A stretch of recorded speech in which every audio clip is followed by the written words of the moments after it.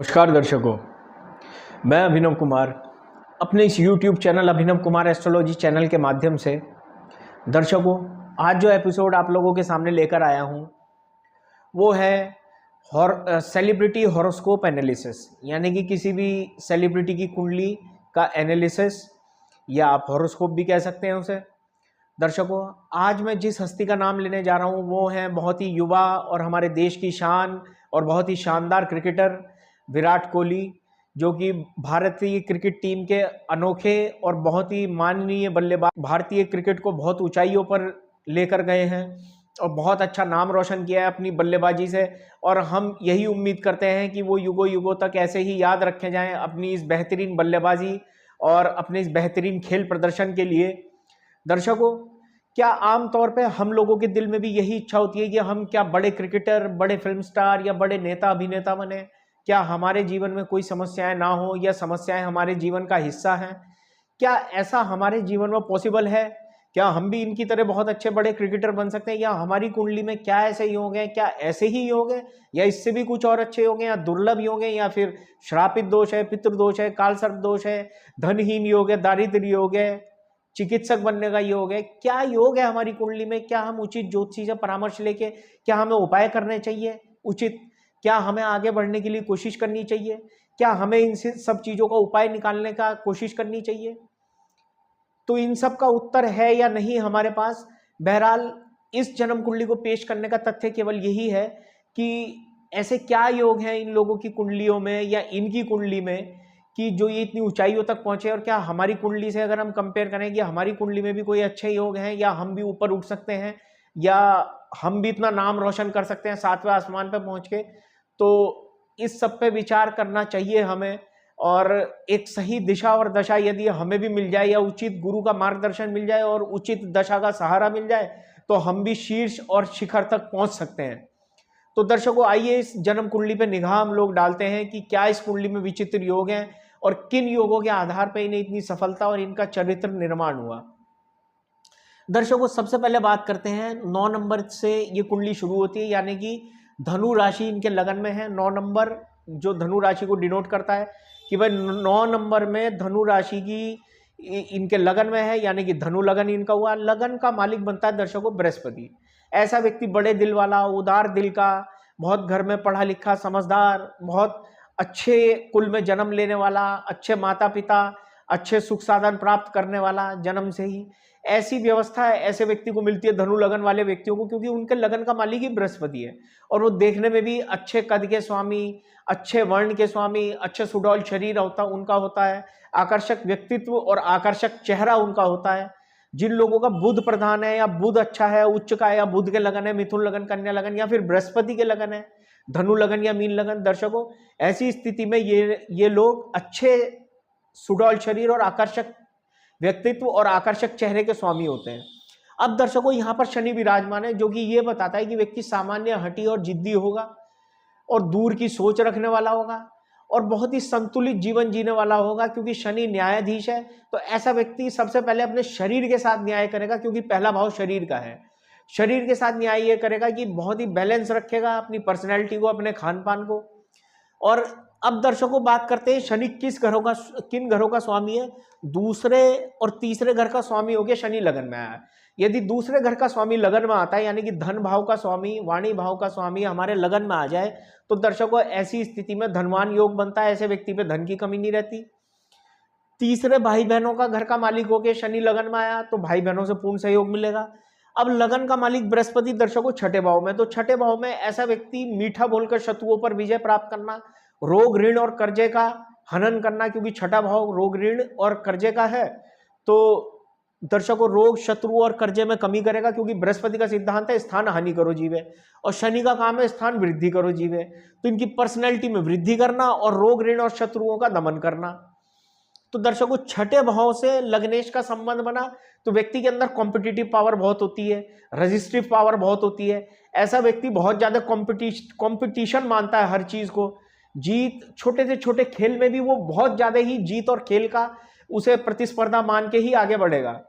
अब दर्शकों बात करते हैं अगला जो इस कुंडली में योग है तीसरे भाव में राहु। दर्शकों जो भी लोग नेता, अभिनेता, ये जो भी लोग खेल कूद में जाते हैं तो तीसरा भाव हमारे खेलकूद, हमारे पराक्रम, हमारे बाहुबल और हमारी विल पावर का होता है। तो तीसरे भाव में शनि की राशि में राहु का विराजमान होना दर्शकों, ये एक अच्छा प्लस पॉइंट है। राहु तीसरे भाव में, तीसरे, छठे, 11वें भाव में पापी ग्रह अच्छा ही फल करते हैं। तो यहाँ पे राहु ने इन्हें बहुत अच्छा क्रिकेटर, बहुत अच्छी विल पावर दी, जो चाहा वो करने की, और बहुत अच्छी इन्हें समझ दी। अब दर्शकों बात करते हैं चौथे भाव में मंगल। अब मंगल इनकी कुंडली में दर्शकों देखिए पंचम और व्यय भाव का मालिक है, यानी कि खर्चे का, कोर्ट कचहरी, जेल, लिटिगेशन, खर्चे के मालिक होके मंगल इनकी कुंडली में विराजमान है 4th हाउस में, और वो भी मीन राशि का, मित्र के घर का। तो ये तो बात है दर्शकों, पूर्ण मांगलिक हुए, लगन से चौथे घर में मंगल। अब मीन राशि का मंगल है दर्शकों, प्रॉपर्टी, वाहन, मकान, इन चीजों की कभी कमी नहीं रहने देगा। ऐसे ही सुख साधन व्यक्ति लेकर पैदा होगा और ऐसे ही खुद भी स्वयं अर्जित भी करेगा। अब के त्रिकोण का मालिक केंद्र में गया, यानी कि ये कहते हैं कि भाई आप अपनी स्टेट से निकल के केंद्र सरकार में गए तो आपका बाहुबल बढ़ेगा, आपका पराक्रम बढ़ेगा। और मंगल खेल, ऊर्जा, साहस, आवेश का कारक है। और ये बात सभी लोग जानते हैं कि विराट कोहली कभी कभी जिद्दी स्वभाव के कारण भी जाने जाते हैं, अपनी आक्रामकता, अपने आवेश के कारण और अपने गुस्से के कारण भी जाने जाते हैं। तो वो सब इन्हें मंगल से मिलता है, वो क्वालिटी इन्हें मंगल से मिलती है। अब दाम्पत्य जीवन की बात करें तो मंगल की चौथी दृष्टि बुध की राशि पे, सप्तम भाव पे, सप्तम भाव में मंगल की दृष्टि, और सप्तमेश बुध देखिए लाभ स्थान में, उस पे मंगल की 8वीं दृष्टि, यानी कि सप्तम भाव पे मंगल का प्रभाव और सप्तमेश पर भी मंगल का प्रभाव। तो ऐसे व्यक्ति को जीवन साथी बड़ा टेक्निकल, बड़ा अच्छा और बहुत अच्छा मिलेगा। लेकिन क्योंकि बुध वहां का सौम्य ग्रह है तो जीवन साथी अच्छा और सुंदर तो मिलेगा, लेकिन मंगल की होने की वजह से कहीं ना कहीं intercaste marriage, inter religion marriage, या विवाह में विलंब होना, या विवाह अरेंज होके लव होना, अधिकतर वैसे लव मैरिज का चांस इसलिए बनेगा दर्शकों क्योंकि दशम भाव में शुक्र चंद्र युति है। अब ये स्थिति ना तो पैसे की कमी होने देगी, प्लस इमोशनल और सेंटिमेंटल, और इन्हें लव की तरफ जागरूक करेगी, यानी कि ऐसे व्यक्ति कहीं ना कहीं लव के लिए इनका पैशन बहुत ज्यादा रहेगा। और छठे भाव से बृहस्पति चंद्रमा को देखता है, शुक्र को देखता है, तो ज्ञान की एक लौ भी इनके अंदर जगा देगा, क्योंकि दोनों गुरुओं का दृष्टि संबंध बना, देवताओं के गुरु बृहस्पति की दृष्टि, राक्षसों के गुरु शुक्राचार्य में। अब दर्शकों साथ में चंद्रमा भी है, चंद्रमा और गुरु का दृष्टिपात होने से ऐसा व्यक्ति इमोशनल, सेंटिमेंटल, भावुक, कहीं ना कहीं अपने इमोशंस को कंट्रोल करने में इन्हें थोड़ा सा मजबूत होना चाहिए, और या ये इमोशंस कंट्रोल नहीं कर पाते होंगे कभी कभी। अब बात करते हैं दर्शकों भाग्य स्थान की। भाग्य स्थान में है दर्शकों केतु, सिंह राशि का, जो कि पिता के सुख में कमी करेगा या भाग्य में कमी करने की कोशिश करेगा। तो दर्शकों ये हम सभी लोग जानते हैं कि इनके पिताजी की मृत्यु 2006 में हुई थी, तो इसी वजह से इनके पिता के सुख में कमी करी इस केतु ने। प्लस यहाँ पे आप देखिए नवम स्थान का मालिक जो कि हमारे पिता का घर है, यहाँ केतु तो ऑलरेडी विराजमान है, यहाँ का मालिक चला गया दर्शकों अपने से तीसरे घर में और नीच राशि में 11वें घर में। 11वां घर है, यहाँ नंबर लिखा है 7, यानी तुला राशि। तुला राशि में सूर्य नीच हुए, पिता के सुख में कमी करेंगे। हालांकि नीच भंग हो रहा है या नहीं हो रहा वो एक आगे का विषय है दर्शकों।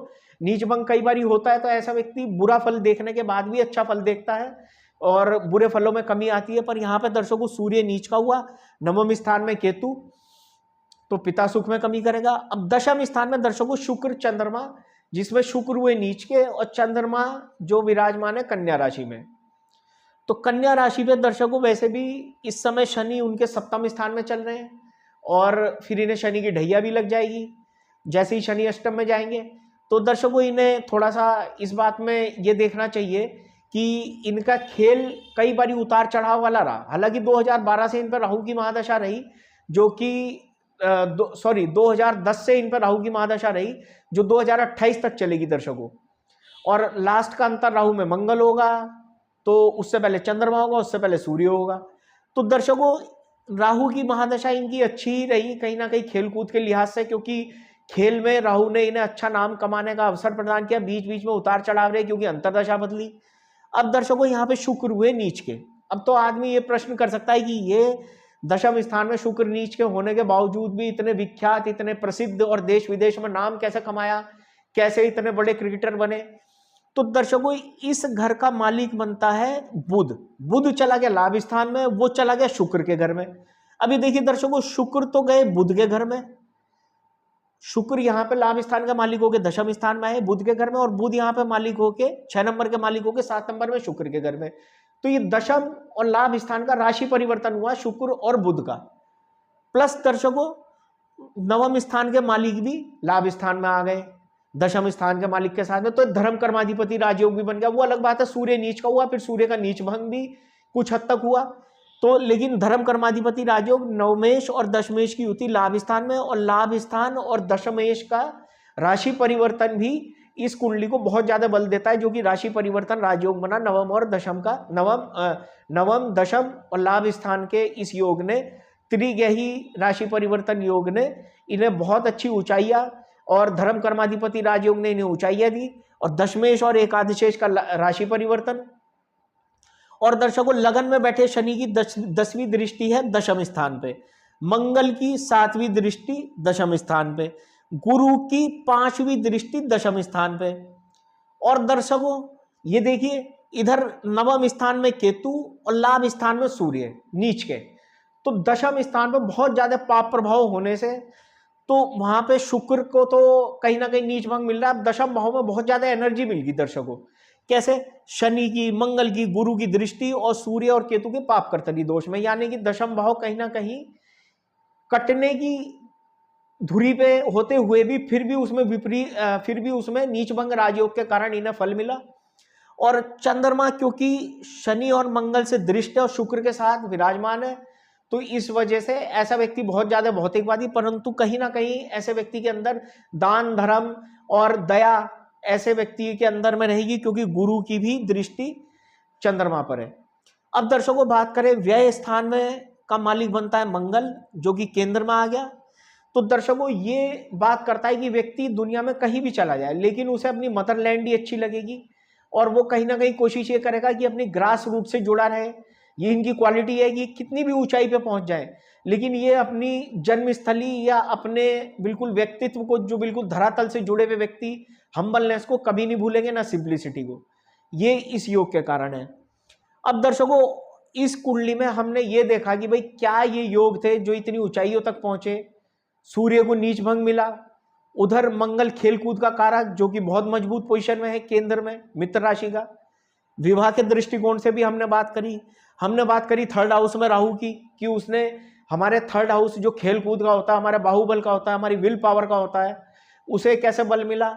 हमारे कुटुंब का, हमारे धन का, हमारी वाणी का और हमारे फाइनेंस का लॉर्ड लगन में आ गया, तो क्या योग बनता है, भाई बहनों का मालिक लगन में आ गया। अब इन्हें उपाय क्या कर सकते हैं और क्या रतन पहनने चाहिए। दर्शकों, सूर्य का रतन तो इन्हें सूट नहीं करेगा, आमतौर पे नवमेश, पंचमेश और लग्नेश का ही रतन पहनाया जाता है। तो ऐसी स्थिति में मंगल का रतन इन्हें पहना देंगे तो ये और ज्यादा आवेशी और क्रोधी हो जाएंगे, तो उसको तो अवॉइड करना चाहिए। और लग्नेश गुरु चले गए छठे भाव में, वो अलग बात है कि किन कारणों से विपरीत परिस्थितियां बन रही हैं जो ये अच्छा फल देने पे विवश हो गए हैं। और नवम भाव का मालिक वैसे ही सूर्य नीच का है। तो दर्शकों, रतन तो कोई आता नहीं है, बस यही है कि आप ज्यादा से ज्यादा अपने बड़ों का सम्मान करें, अपने बुजुर्गों का सम्मान करें। बृहस्पतिवार के दिन पीला वस्त्र पहने, बृहस्पतिवार को केले के पेड़ में जल चढ़ाएं और हल्दी का तिलक लगाएं रोज नाभि जुबान माथे पे नहाने के बाद में, या केसर का तिलक भी लगा सकते हैं। दूध में हल्दी का सेवन करें, नहाने के पानी में थोड़ी सी हल्दी मिला लें, विष्णु सहस्त्र नाम का पाठ करें, या ओम ग्राम गीम ग्रोम सह गुरुवे नमः का जाप करें। और ये दर्शकों, ये सब कुछ तो एक अच्छी बात है। आप अपनी ये आमतौर पे भी ये उपाय किसी के लिए भी हो सकता है। यदि किसी का बृहस्पति अच्छा है तो उसको अपनी छत साफ रखनी चाहिए, सुबह शाम अगरबत्ती जलानी चाहिए और मंदिर में माथा जरूर टेकना चाहिए। तो दर्शकों, ये था विराट कोहली की जन्म कुंडली का विश्लेषण, जो कि हमारे बहुत ही युवा प्रसिद्ध चर्चित खिलाड़ी, बहुत ही ऊर्जावान, बहुत ही अच्छे बल्लेबाज, जिन्होंने की पद्मश्री अवार्ड या जो भी अवार्ड इन्हें मिले हैं आज तक, जितने भी मैन ऑफ द मैच और मैन ऑफ द सीरीज इन्होंने जीते हैं। और ये बहुत ही युवा सेलिब्रिटी हैं जिन्होंने ये एक मिसाल कायम की है कि कम उम्र में भी, विपरीत परिस्थितियों में भी, पिताजी के गुजर जाने के बाद भी इन्होंने कैसे अपने जीवन को संभाला, बनाया और एक मिसाल कायम की युवा, देश के युवा के लिए, कि यदि हमारी एनर्जी सही डायरेक्शन और सही दिशा में हो और ग्रहों का भी थोड़ा सा हमें साथ मिल जाए, या ऐसे कुछ योग हमारी कुंडली में भी हो, तो हम भी इन ऊंचाइयों पर पहुंच सकें दर्शकों, और इनसे हम इंस्पायर हो सकते हैं। एक इंस्पिरेशन तो मिलती ही है दर्शकों, ऐसी कुंडलियां यदि हमारे जीवन में हमें इनका कुछ भी सीखने को मिला या हम सीखना चाहें। तो दर्शकों, मैं आशा करता हूं कि मेरे द्वारा इस कुंडली पर एनालिसिस आप लोगों को पसंद आया होगा।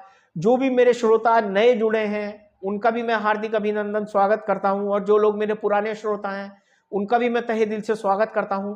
और आशा करता हूं कि हम लोग इस YouTube एपिसोड श्रृंखला के माध्यम से आगे भी बने रहेंगे और जुड़े रहेंगे, और मैं कुछ ना कुछ रोचक भरे एपिसोड आप लोगों के सामने लाता रहूंगा और हमारे संबंध यूं ही बने रहें।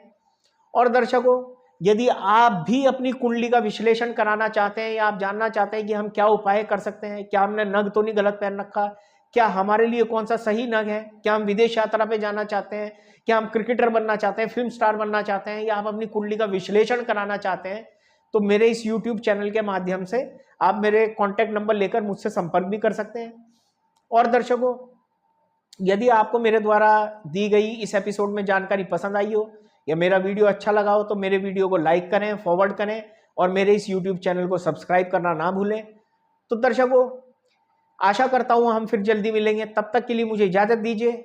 नमस्कार।